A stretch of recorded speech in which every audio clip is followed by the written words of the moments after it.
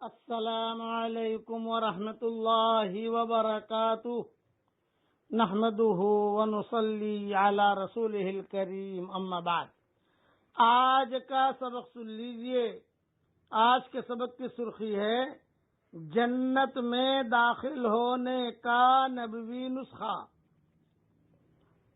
حضرت ابو الدرداء رضی اللہ تعالیٰ عنہ سے روایت ہے کہ حضرت محمد صلی اللہ علیہ وسلم نے ارشاد فرمایا، جو شخص ایمان کے ساتھ 5 اعمال کرتا ہوا ایمان کے ساتھ 5 اعمال کرتا ہوا اللہ تعالی کی بارگاہ میں آئے گا، وہ جنت میں داخل ہوگا۔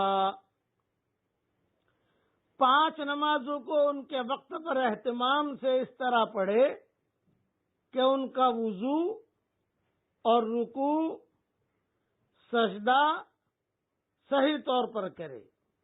یہ ایک ہو گیا۔ نمبر 2، رمضان المبارک کے روزے رکھے۔ نمبر 3، اگر حج کی طاقت ہو تو حج کرے۔ نمبر 4، خوش دلی سے زکوٰۃ دے۔ نمبر 5، اور امانت ادا کرے۔ عرض کیا گیا، یا رسول اللہ صلی اللہ علیہ وسلم، امانت کے ادا کرنے کا کیا مطلب ہے؟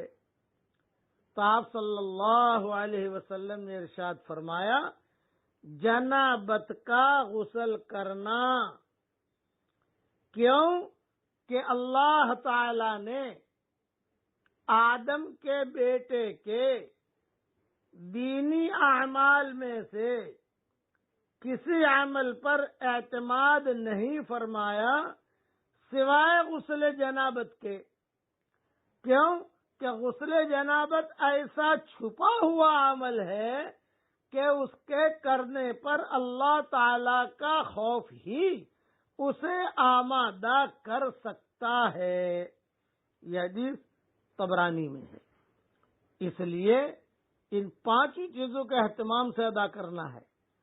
نماز بھی اہتمام سے پڑھنی ہے، رمضان کے روزے بھی رکھنے ہیں، حج کی طاقت تو حج بھی کرنا ہے، اور زکوٰۃ بھی دینی ہے۔ زکوٰۃ دینی ہے خوش دلی سے، ناراض ہو کر نہیں، ایک دم سر چڑھے نہیں۔ اللہ تعالیٰ معاف فرمائے، آج کل تو ایسے حالات چل رہے کہ آدمی اپنی زکوٰۃ خود کھا جاتا ہے، اسے پتہ ہی نہیں ہوتا۔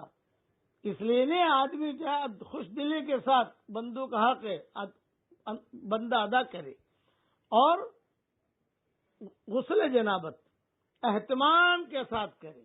بیوی سے صحبت کی، فارغ ہو گئے، اچھا تو یہی ہے کہ فراغت کے بعد فوراً غسل کر لو، لیکن طبیعت میں کمزوری ہے، کوئی بات نہیں، تھوڑی نیند آ رہی ہے، کوئی حرج کی بات نہیں، اطمینان صبح اٹھ کر لو۔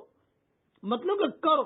بعض مرتبہ آدمی بغیر غسل جنابت کے چل دیتا ہے، یہ نہیں، اسے امانت کہا گیا، اس لیے اس کا خاص خیال رکھو۔ اللہ تعالی ہم سب کو اللہ تعالی کے سارے احکامات پر عمل کرنے کی توفیق عطا فرمائے۔ اب پڑھ لو میرے ساتھ، اللہم انکا عفو کریم تحب العفو فاعف عنی۔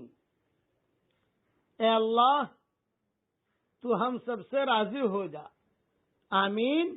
وآخر دعوانا ان الحمدللہ رب العالمین۔